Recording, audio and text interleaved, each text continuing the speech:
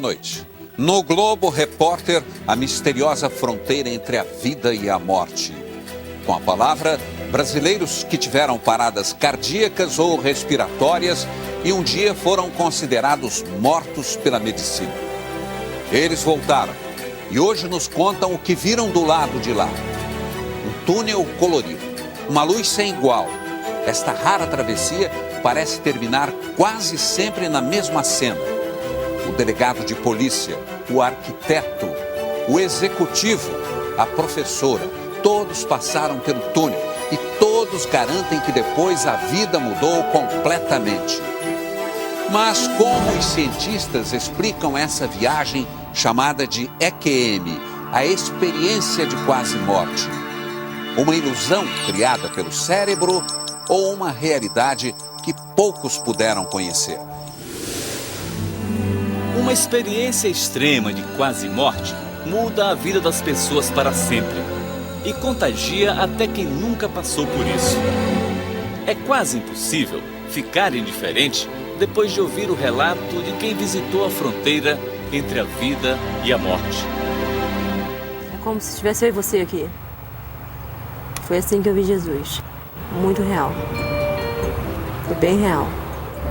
O coração parado, o cérebro sem oxigênio. Na hora da morte, o corpo é como uma máquina desligada. Pelo menos é o que estamos acostumados a ver olhando de fora. Eu entrei num túnel e era um lugar maravilhoso, uma sensação de paz indescritível. Acho até que era o paraíso. Acho até que era, de tão bonito que é. Eu sinto essa luz, ela me acompanha até hoje. E aquele túnel, né, me succionou e começaram a passar telas de toda a minha vida.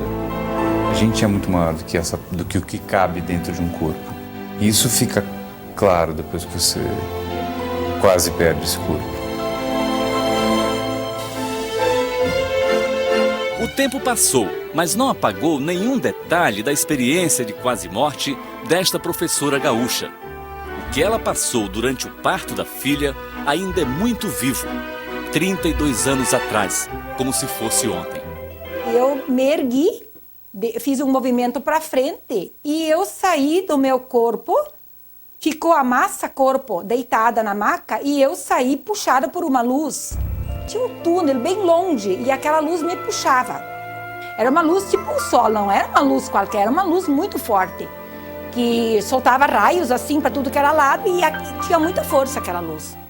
Aí eu cheguei no fim do túnel e atrás do túnel, atrás da luz, aliás, tinha um espaço muito grande, com uma luminosidade tão estranha, tão bonita, que não dá para explicar. Eu não consigo comparar com uma coisa bonita que tem aqui na Terra, assim, hoje, para dizer como era bonito lá. E via o quê? Eu vi lá, não tinha ninguém infeliz, estava todo mundo meio andando, conversando, aparentemente conversando, eu não ouvia nada, né? Mas era como se fosse um lugar, como é que eu vou explicar? Eu não vou dizer paraíso porque eu não sei, mas uma coisa assim, que paraíso pra gente é aquele lugar lindo, né? Que tu quer ficar pra sempre. Era parecido com isso? Era parecidíssimo. Se não era. Acho até que era o paraíso. Acho até que era, de tão bonito que era. Lindo. E atrás daquela luz, então, que saiu aquela voz, né? Que disse que eu era pra voltar, que não era a hora de eu ir aí. Porque eu tinha que voltar, que eu tinha filhos pra criar. Ao mesmo tempo em que quando essa voz parou de falar, esse ímã que me puxou me empurrou de volta. Me empurrou de volta. E do jeito que eu saí daquele corpo, da massa, corpo que ficou, eu voltei para dentro. Foi um parto de muito risco. Rita caiu da escada no 8º mês de gravidez. O bebê precisava ser retirado com fórceps, mas a mãe não queria. A hemorragia se agravou tanto que ela chegou a morrer, como contou depois a enfermeira que fazia parte da equipe médica. Ela começou a contar isso para mim, que eu tinha morrido, que eles acharam que eu tinha morrido, que eu fiquei sem pulso e que eles começaram a trabalhar em mim para ver se eu voltava de novo. E aí eu comecei a viver, né? A ter reagir, vida de né? novo, a reagir. E aí que eu comecei a pensar, então eu realmente morri. Quer dizer, semi-morri. Esteve lá, né? Fui Esteve até lá. É muito bom morrer, ser assim. É muito bom. Se for assim, olha, tranquilo. Até hoje, esse era um segredo, revelado agora não só para a família e os amigos de Santa Rosa, a cidade onde Rita mora no interior do Rio Grande do Sul. Mas aos 63 anos, ela acha que não precisa mais se preocupar com o que os outros vão pensar. Os detalhes eu não tinha conhecimento até hoje. Tá sabendo agora? Pela primeira vez? Não detalhadamente, sim. Muita coisa. Não, por que tu vai contar? Porque o que as pessoas iam pensar? Ninguém ia acreditar em mim. Ou iam achar que eu estava delirando, que eu estava vagando, sei lá, viajando na maionese. Tendo alucinações. Alguma coisa nesse sentido, porque há 30 anos atrás não se contava essas coisas. Mesmo porque as mães ensinavam a gente que esse tipo de coisa não se contava, né? Nem para a mãe eu não contei. E hoje, quando a senhora conta essa história, o que a senhora sente lá no seu coração? Olha, até eu fico emocionada, porque, poxa, finalmente alguém me ouviu, né? Finalmente alguém consegui contar. Porque se realmente existe isso, que eu acredito firmemente que existe uma vida após a morte, depois do que eu vi, tenho certeza, não sei como é, mas deve ser muito bonito. Muito bonito é, porque isso eu consegui ver lá, né?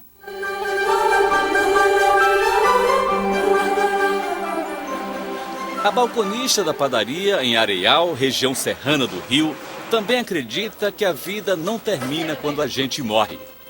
E a certeza veio depois de 3 experiências de quase morte. Portadora de arritmia maligna, uma doença congênita no coração, ela passou 10 anos enfrentando quase todos os dias uma parada cardiorrespiratória. Mas você sentiu o coração parar? Ele disparava muito. Ele ia disparar até parar. Aí até então eu não via mais nada. Aí meu marido ia me socorrer. Aí dizia pra mim que quando colocava o ouvido no meu peito, eu não sentia meu coração, só sentia um ruído. Entendeu? Aí logo após ele voltava, bater com tanta força que me dava até dor de cabeça. A filha, Jasmin, nasceu com o mesmo problema, mas toma remédio desde pequena e tem a doença sob controle. O médico só proibiu ela de exercício físico. Exercício físico nenhum. Ela não pode fazer? Não. Nenhum exercício físico. Nada no colégio ela não pode fazer. Cristina, ao contrário, foi atormentada pelo risco de morte súbita dos 25 aos 35 anos, até colocar no peito um desfibrilador. Nem é bom lembrar. Eu tinha muito medo mesmo de morrer. Nossa, só Deus sabe o meu medo. Era muito medo. Acho que quanto mais eu tinha medo, mais piorava a situação. E não é para menos. A arritmia tirou a vida de 11 parentes, incluindo uma irmã que teve morte súbita aos 3 anos de idade. A senhora ficava preocupada?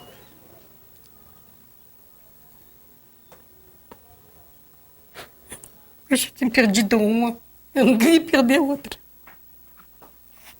E quando ela tinha uma parada, a senhora achava que ia perdê-la também? Chorei muito. Em 2 momentos diferentes, durante as crises, Cristina diz que esteve num lugar nada agradável. Uma EQM diferente do relato da maioria das pessoas que passam por isso. Eu vi sombras, vultos, pessoas, um lugar sujo, entendeu? Como se fosse um filme de pesadelo. E foi uma experiência ruim, muito ruim mesmo. Uma sensação de morte. Quando você se lembra disso? Não gosto. Não gosto mesmo. Mas a vida mudou da noite para o dia, quando Cristina chegou aos 30 anos. Na cirurgia para colocar o desfibrilador, ela viu e sentiu a presença de alguém muito especial. Ele passou por detrás dos centro médicos. cirúrgico? Isso. Um homem de branco, de túnica, cabelos compridos. E ele não me disse nada, ele só sorriu, não deu aquele sorriso todo, só o olhar dele me disse assim, não se preocupe que eu estou aqui contigo. E esse homem, para você? Para mim, ele é Jesus, com toda certeza. Era Jesus. Por que você tem essa convicção? Aí foi uma paz muito grande que eu senti quando eu vi. Muito grande mesmo. Não dá nem para te descrever. Eu sabia que naquele momento, quando acontecesse o que fosse acontecer comigo, ele estaria ali comigo.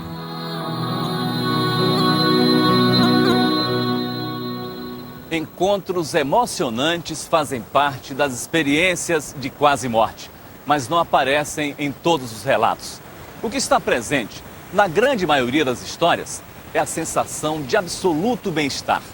E ela é a mesma para quase todas as pessoas que vão até a fronteira entre a vida e a morte e voltam para contar como foi. Para Edival, a lembrança da conversa que teve com a mãe sempre acaba em choro. Ela estava morta havia 3 anos e ele, inconsciente, intoxicado com o gás do chuveiro. Eu entrei num túnel, né? Um túnel maravilhoso. O piso era como se tivesse uma plantação de trigo verde. E um odor daquela planta dama da noite. E eu fui caminhando em direção a uma névoa azul nesse túnel, né? E dessa névoa azul, do lado esquerdo, assim, parecia que tinha um grupo de pessoas que você não conseguia reconhecer. Minha mãe saiu desse grupo aí e veio ao meu encontro e começou a falar, olha, você tem que ir embora, que aqui não é teu lugar, aqui não é teu lugar. Eu falei, mãe, isso aqui é maravilhoso, pô. Eu vou ficar por aqui, eu não quero voltar, não quero voltar. E ela insistiu algumas vezes, calma. Até que uma hora, ela tipo daquelas italianas braba, você volta que você tem um filho para criar, não é teu lugar aqui, você volta imediatamente. Eu estava relutante em obedecer, mas ela foi tão incisiva que eu falei, bom, se eu não voltar eu apanho aqui, aí vai ficar ruim o negócio. Né? Enquanto isso, a mulher e os vizinhos tentavam de tudo para reanimar o corpo de Edival. Eles precisaram arrombar a porta para me tirar daqui de dentro e tudo isso que aconteceu, eu via como se tivesse de cima. Como se não existisse paredes aqui, né? Eu via meu corpo caído no box, eu vi a hora que o pessoal me tirou de dentro do box, me levou para a cama, eu vi meu corpo, que eles estavam tentando reanimação, em cima da cama. 28 anos depois, com o prazer de ter criado 2 filhos, Edival agradece todos os dias por ter voltado, porque se dependesse só do bem-estar que sentiu no túnel... Se morrer for aquilo, é muito bom, sabe? Não tem porquê, você vai passar por um lugar muito legal. A sensação de paz que se tinha era maravilhosa. Não é essa loucura que tem aqui. Essa loucura era a rotina do delegado Fernando até o ano 2000, quando foi substituir um colega no plantão e acabou virando notícia. Era o último dia nas minhas férias, quando aconteceu os fatos. Houve um tiroteio e o delegado substituto foi atingido pelas costas. Nesse instante eu percebi que eu comecei a me ver por cima, lançado para o alto, como se tivesse um foco de luz atrás de mim, como se fosse uma luz de um teatro, redonda assim, em volta do meu corpo, e eu me vendo lá, parado no alto, imóvel, não mexia nada. E eu fiquei ali me observando. Mas como era essa luz, delegado? Era forte, era branca. Era branca. E ela era projetada? Ela vinha de trás, ela passava por trás de mim e projetava. Eu achei isso aí porque ela só projetava o meu corpo, né? Lá no chão? Ela só projetava o meu corpo. E como eu não conseguia me mexer, eu fiquei olhando para aquilo. O que passava naquele momento? Eu pensei, eu vou morrer. Assim.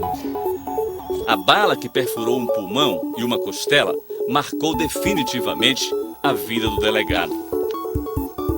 de início, assim, para começar, eu fumar 4 maços de cigarro por dia, parei de fumar. Ligo menos para problema da vida. O problema da vida hoje em dia já não me atinge tanto. Eu acho que tudo passa. Hoje em dia eu acredito na recuperação do ser humano. Né? Muitas vezes eu não acreditava também antes. Eu achava que aquela pessoa que fez isso ou fez aquilo não tinha recuperação. Hoje em dia não. Eu acho que tem sim. Todo mundo tem. Todo mundo tem que ter chance, todo mundo tem recuperação. Você diria que essa experiência de quase morte foi uma coisa boa que aconteceu na sua vida, delegado? Foi. Eu sinto essa luz, ela me acompanha até hoje. É mesmo? É. Não que ela brilhe, mas eu sinto uma segurança. Quando eu estou com algum momento, eu penso nela e eu peço um auxílio e acaba vindo. Sempre acaba vindo um auxílio, uma saída, uma sugestão. Eu me sinto protegido. Cientistas de 7 países e uma investigação dentro das UTIs. Quando coração e cérebro param de funcionar, é possível continuar pensando? Daqui a pouco. Um momento de prazer intenso, uma liberdade completa.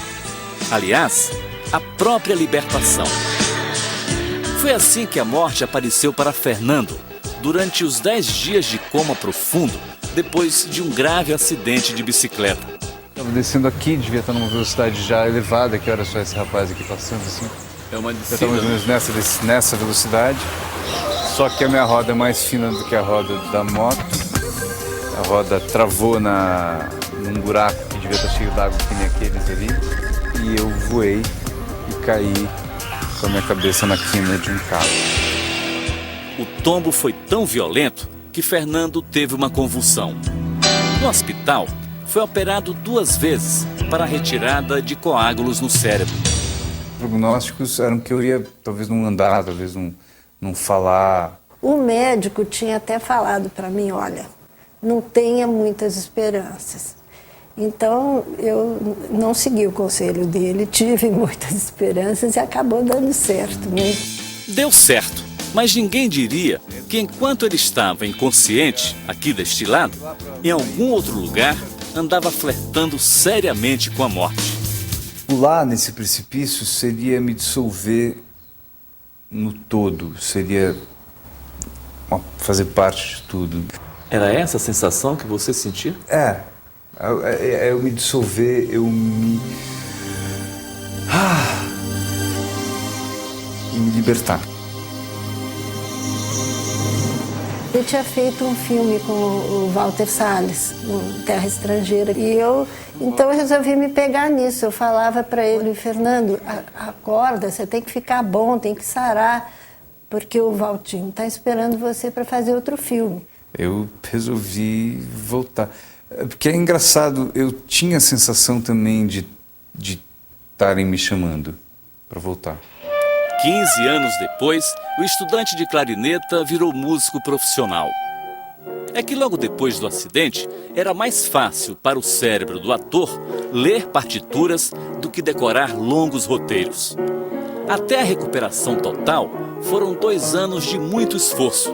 Mas ele não desperdiçou a chance e permitiu o nascimento de um novo Fernando.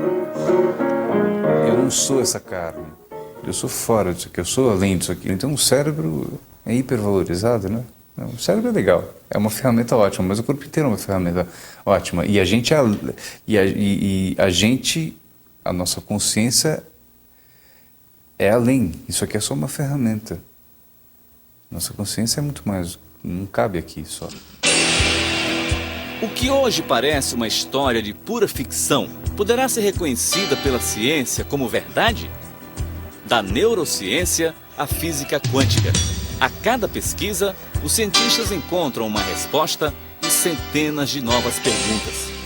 As EQMs, por exemplo, começaram a ser estudadas há 150 anos. Mas nunca, como nas últimas décadas, se investigou tanto e tão profundamente o assunto. 28 anos atrás, o pediatra Melvin Morse conseguiu salvar a vida de uma menina que quase se afogou. A experiência mudou tudo o que ele aprendeu na escola de medicina sobre o fim da vida. She was nearly drowned in a community swimming pool. A criança que se acidentou em uma piscina comunitária ficou 18 minutos sem batimentos cardíacos E todo o processo de salvamento durou 4 horas. Um mês depois, médico e paciente se reencontraram. E ela imediatamente o reconheceu. I don't like him. He put a tube in my nose. Eu não gosto dele, disse a menina. Ele colocou um tubo no meu nariz. Eu vi o senhor indo até o telefone para chamar alguém. E o senhor perguntou, o que eu devo fazer agora? What am I supposed to do now? O senhor me colocou em uma grande máquina que parecia um círculo, numa clara referência ao tomógrafo. E ela disse também com muita segurança, eu não estava morta, eu estava viva. A partir deste episódio, o médico pesquisou experiências de quase morte ao longo de 15 anos. Aprendeu, por exemplo, que nem todas as pessoas socorridas numa emergência passam pela mesma experiência. As EQM são relatadas principalmente pelos pacientes que tinham uma chance mínima de sobrevivência. Talvez isso tenha a ver com a possibilidade de uma vida em um nível superior. Mas, de qualquer forma, essa consciência fora do corpo físico é um evento totalmente subjetivo. Algo que a ciência não pode explicar, diz o Dr. Morse, voltando ao exemplo da menina ressuscitada. O desenho que ela fez para ilustrar o que aconteceu tem o céu representado por um campo florido, onde alguém, que ela imaginou ser Jesus, disse a ela para voltar porque a sua família precisava de ajuda. A menina também explicou ao médico que viu a mãe segurando um bebê no colo. Era o seu irmãozinho, que foi desenhado com um enorme coração e que depois, coincidência ou não, nasceu com um problema cardíaco congênito. O que acontece com a mente no estágio da morte? O que é possível estudar sobre isso? O americano Sam Parnia, outro médico intensivista, também se especializou em EQMs. Ele trabalha como pesquisador e professor no Centro Médico Stony Brook, em Nova York. Usando tecnologia de ponta, os médicos conseguem medir até a oxigenação do cérebro quando ele para de funcionar. Mas é um detalhe de criatividade o que chama a atenção. Nós colocamos acima dos leitos da UTI imagens que só podem ser identificadas do alto. São objetos que não combinam com esse ambiente. Não um desfibrilador, que seria óbvio aqui, mas algo como a gravura de um cachorro cor-de-rosa, por exemplo. Depois, se um paciente, representado aqui por esse boneco, acordar contando que saiu do corpo e viu a gravura lá em cima, bem, esse é o tipo de relato que obriga os médicos a, no mínimo, parar para pensar. Esse é o objetivo do estudo que ele iniciou e está em andamento em 30 centros de pesquisa em 7 países. O Brasil já participa desse estudo, o mais amplo até agora, sobre experiências de quase morte. Os trabalhos se concentram aqui na Zona da Mata Mineira, onde professores da Universidade Federal de Juiz de Fora aplicam a pesquisa em pacientes que conseguem vencer a luta contra a morte. A meta é estudar todos os pacientes que passarem pela emergência de 5 hospitais nos próximos 2 anos. Se há funcionamento mental na ausência de funcionamento cerebral, então essas teorias que afirmam que o cérebro produz a mente, que a mente ou a consciência é apenas um produto do cérebro, essas teorias não se sustentam. O coordenador da pesquisa concordou em montar um exemplo do tipo de gravura que ficará nas bandejinhas. São imagens que podem ser reconhecidas facilmente por qualquer pessoa, não importando o sexo, a idade ou classe social. Se um paciente relatar que viu 1, 2 ou mais figuras que estão colocadas no teto, isso não é uma produção pré-formada no cérebro dele. São imagens aleatórias. Então, provavelmente, esse paciente vai ter que ter tido uma experiência fora do corpo. Nós vamos tentar investigar se realmente o cérebro não estava funcionando. Nós vamos ter dados para investigar se o coração não estava funcionando e, a partir disso, identificar se durante esse período que o cérebro não funcionava, a pessoa foi capaz de ter percepções verídicas, que a gente pode comprovar que aquilo realmente aconteceu. Na Santa Casa de Juiz de Fora, os leitos da UTI já estão preparados. Todos os sobreviventes de paradas cardiorrespiratórias serão entrevistados. Os relatos serão avaliados com base nas respostas de um questionário padrão. Não se conhece nada sobre a mente, mas também se conhece muito pouco sobre o cérebro. E essa pesquisa, de uma certa maneira, vai ajudar, inclusive, a evoluir o conhecimento sobre o próprio cérebro. A pesquisa também vai servir para não desperdiçar histórias como a da psiquiatra Sandra do Nascimento. Diabética, cardíaca e com problemas renais, ela esteve à beira da morte mais de uma vez. E quando teve uma EQM, viu toda a correria dos médicos para salvá-la. Foi o que ela contou para sua cardiologista insistentemente. Viu os movimentos, descreveu até a movimentação da enfermagem, a movimentação do próprio doutor Leonardo e do outro plantonista que estava junto. E o que nós achamos interessante é que, assim, vários dias depois, ela ficou falando e sempre assim, sempre descrevendo tudo direitinho. Ela reconheceu o doutor Leonardo sem nunca ter visto ele antes? Sem nunca ter visto. 3 dias depois, eu fui para ver como é que a senhora estava e a senhora me reconheceu de pronto. E falou, eu lembro que você, inclusive, me abriu. 6 meses depois, a doutora Sandra esqueceu quase tudo. Permanece apenas a forte presença de uma luz que dá a ela, até hoje, uma enorme sensação de paz e bem-estar, apesar das limitações do corpo muito doente. E essa luz tinha uma cor? Amarela, um amarelo intenso, muito intenso, luminoso. Ela aproximava e afastava. E na medida que ela ia e vinha, ela diminuía. É uma coisa que eu tenho como que inexplicável. Você tem que explicar? Estão como explicar? É isso que nós estamos buscando. Eu não tenho como explicar. Eu atribuo, novamente eu repito, uma coisa do alto, uma coisa de Deus. Só pode. O executivo que atravessou o túnel e assistiu, como num filme, os grandes momentos da sua vida. Veja a seguir.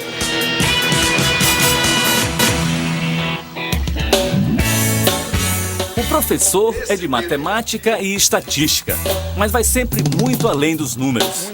Experiência ele tem. Mestre em ciências exatas, trabalhou como alto executivo em grandes empresas. Hoje, prefere apenas ensinar, e não só matemática. Então é muito importante a gente aprender a se encher hoje, de realmente aprender, né, o que é o amor, aprender o que é amar o que eu faço, né, amar minha família, amar meus colegas. Os alunos nem piscam, adoram ouvir a história deste professor, que venceu na vida de virada. Botar essa turma para frente, né? Essa história começa há 15 anos com uma parada cardíaca. Naquela época, o professor trabalhava das 5 da manhã à meia-noite todos os dias. Sérgio ainda era um jovem de 39 anos, mas o coração não aguentou. Eu consegui descer do carro e consegui caminhar até ali, né, no pronto-socorro, onde está o pronto-socorro, e as 2 enfermeiras, né, me atenderam, e daí já apareceu o médico da UTI e me levou direto para a UTI. O caso era grave. Os médicos ficaram 3 horas lutando para não perder o paciente. Enquanto isso, ele teve uma longa experiência de quase morte. Eu vi o médico correndo para cima, né, da cama, mas de repente o que eu observei era o meu corpo, como se eu estivesse debaixo da cama observando o meu corpo. Deitado no chão, embaixo da cama? É, como se eu estivesse observando o meu corpo deitado na cama.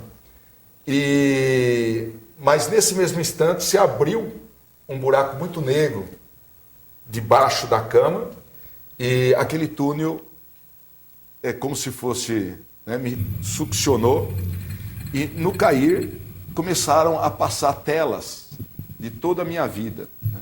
Em cada tela passava um período, uma fase da minha vida.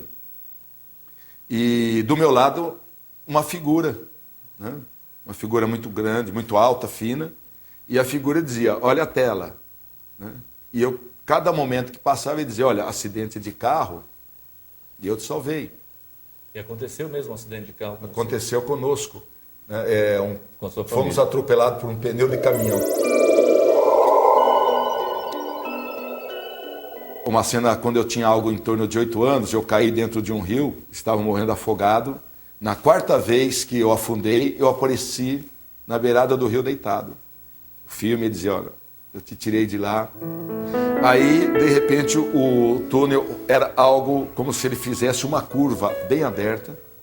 E quase chegando no fim do túnel, onde tinha uma luz muito vermelhada, muito amarelada, ele disse, para.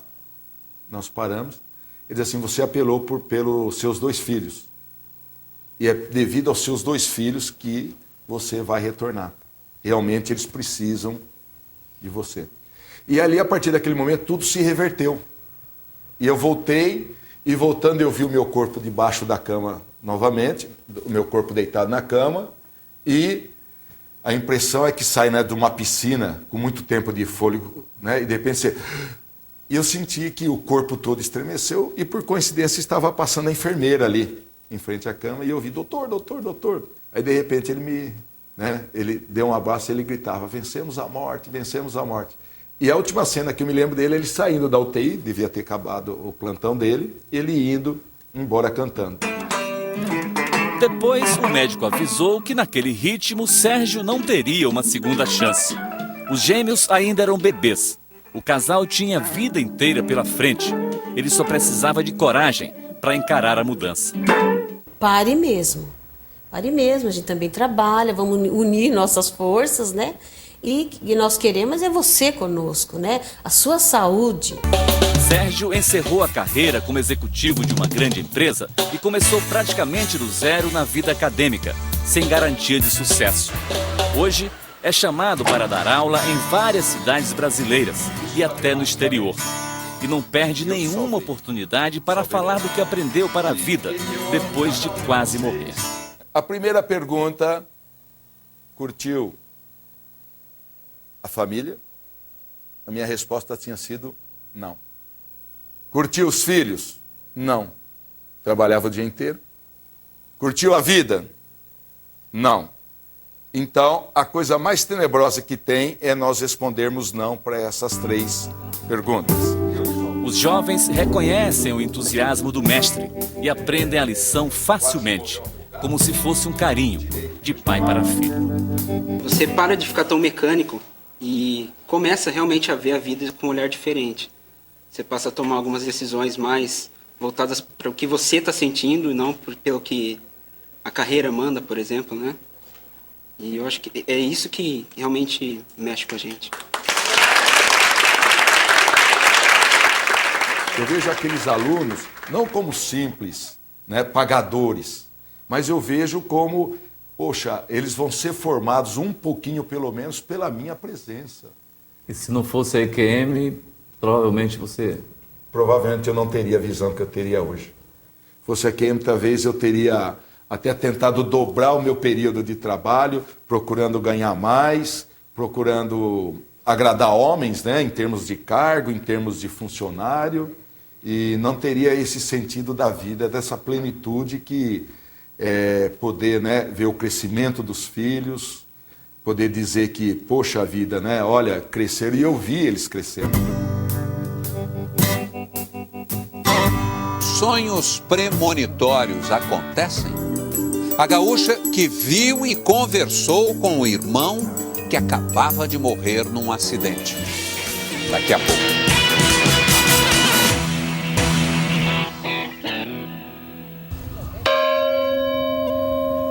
Se tivéssemos escolha, certamente recusaríamos este momento.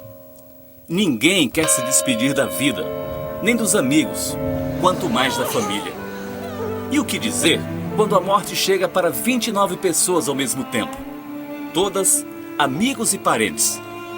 Foi a tragédia que, em março deste ano, marcou para sempre uma pequena comunidade de 300 habitantes no interior do Rio Grande do Sul. O ônibus de excursão levava 47 pessoas de linha salto para disputar um campeonato de bolão no Paraná. Mas a viagem acabou no meio do caminho, em Santa Catarina, com um acidente violento. Um caminhão de madeira capotou, esparramando a carga nas 2 pistas, e o ônibus não teve como desviar. Eu quebrei o braço, foi tirado o baço e 5 costelas. E o meu pulmão afetou bastante. Você perdeu muita gente da sua família, né? Seu pai, quem mais? Irmão, cunhada e mais 3 tios. Entre os mortos estava um dos irmãos de Dirce, o Moacir. Ela ainda não sabia do acidente quando acordou de madrugada, mas viu e ouviu dentro do quarto o que nunca mais vai esquecer. Aquela hora eu estava ali, bem pensativa. E de repente, quando eu vejo assim, abro os olhos, ele está parado na minha frente. Parado aqui? Exatamente aqui. Nesse lugar. Como se fosse de carne e osso? É, exatamente. Normal. Ele aqui, o nosso amigo aqui. E ele dizia, essa é a pessoa que eu trouxe para nos ajudar. Dirce nem teve tempo de reagir. Moacir deu o recado e desapareceu.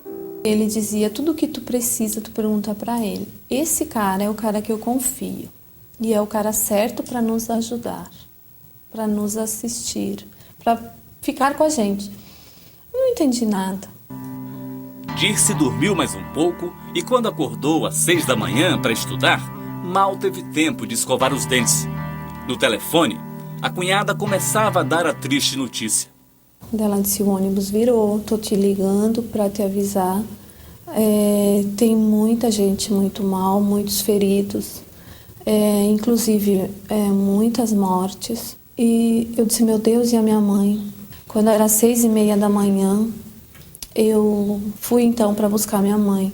Quando eu abri essa porta para sair, tocou o telefone, o meu celular. Eu olhei, era o Alceu. Era o Alceu? O cara que ele me apresentou no sonho. Alceu, um amigo de infância, não estava na excursão porque acompanhava a mulher em outro compromisso.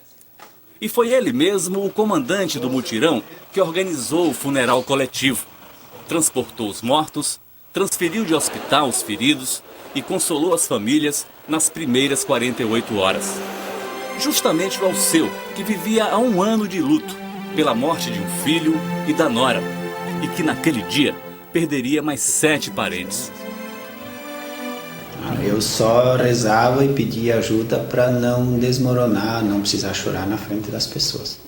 Mas tentamos e conseguimos fazer, acho que o que nós poderíamos ter feito para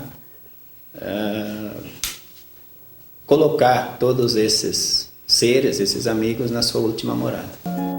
Aline, que estava no ônibus e sobreviveu à tragédia, também sonhou com Moacir. Mas desta vez, ele não falou nada. O meu sonho, a gente tinha sofrido um acidente, só que ele estava ileso. Estava eu e o Fernando, então, num lugar que eu não conheço, não sei onde é, estava parado. E lá adiante... Fernando, seu marido. Isso. E lá adiante chegou o Moacir. Ileso, intacto, como se nada tivesse acontecido.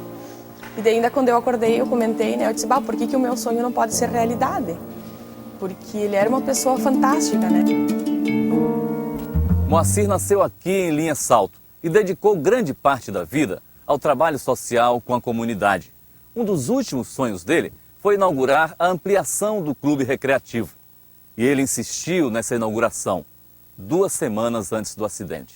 Ele tinha assim uma vontade muito grande de fazer uma pré-inauguração. Sempre dizia assim, vamos fazer, depois que tiver tudo, vamos fazer uma inauguração mesmo, né, de tudo. Mas, por enquanto, vamos fazer isso, né? Ele insistiu em fazer. Inaugurar só a pista de bolão. Essa é realmente uma daquelas histórias com muitas coincidências, que na verdade começa 5 dias antes, com um pesadelo. Pois é, esse sonho, eu vi esse sonho, esse pesadelo, o ônibus todo arrebentado, vários corpos estraçalhados, né? E uma carreta virada. Você viu isso no sonho? Vi isso no sonho. E você não avisou antes por quê? Eu não tive coragem de falar para ninguém. Teria o nosso cérebro capacidade de prever o futuro? Ainda não dá para saber se o que aconteceu com Aristeu foi apenas sonho ou uma forte premonição. Hoje, a saudade dos mortos em Linha Salto é aliviada com uma esperança. de que a vida continua em algum lugar. Imaginação, delírio ou experiência real? Como os cientistas explicam tantos relatos semelhantes? Veja a seguir.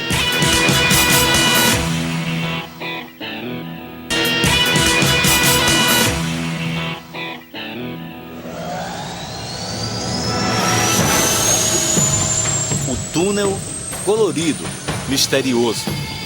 A luz vibrante, magnética. A sensação de surpreendente bem-estar. E a viagem que todos tentam entender. A experiência de quase morte é um enigma para a psiquiatria e para a filosofia, a neurologia. Mas os cientistas se dividem. Eu, como médico fisiologista, entendo o problema sob a base fisiológica. Então, em pessoas que têm algum tipo de evento em que a função cerebral ela é bloqueada, essas pessoas podem ter, então, anormalidades perceptivas que fogem da realidade. Existem teorias mostrando que existe um último lampejo de uma explosão de atividade cerebral nos minutos próximos da morte. Então, esses relatos possam estar vinculados no momento da perda da consciência, mas ainda com o mínimo de atividade cerebral ainda em curso, talvez desorganizada, talvez atrapalhada, talvez não de uma forma condizente com a atividade cerebral normal. Seria a experiência de quase morte uma manifestação da mente ou do cérebro? Se esses pesquisadores conseguirem alguma resposta, darão uma contribuição importante para ajudar a esclarecer uma polêmica que há mais de 2000 anos vem atormentando cientistas do mundo inteiro. Mente e cérebro são a mesma coisa? Então, há várias possíveis explicações para as experiências de quase morte. Uma delas pode ser o cérebro com a falta de oxigênio, a pessoa tem uma alucinação, tem uma visão falsa. Pode ser que no período de próximo à morte, a pessoa fantasie, crie imagens como um mecanismo de defesa. Pode ser também uma das possibilidades de que a própria consciência, a própria mente, efetivamente, possa ser independente do cérebro, estar realmente presenciando e vivenciando aquelas situações descritas na experiência de quase morte. É muito bom morrer se é assim. É muito bom. Se for assim, olha, tranquilo. E esse debate continua na internet. Na nossa página, o cirurgião cardiovascular Leonardo Miana conversa com os internautas. Ele é coordenador da pesquisa sobre experiências de quase morte no Brasil. Participe. Assista agora a sua novela das 11, O Astro. Bom fim de semana e até a próxima sexta.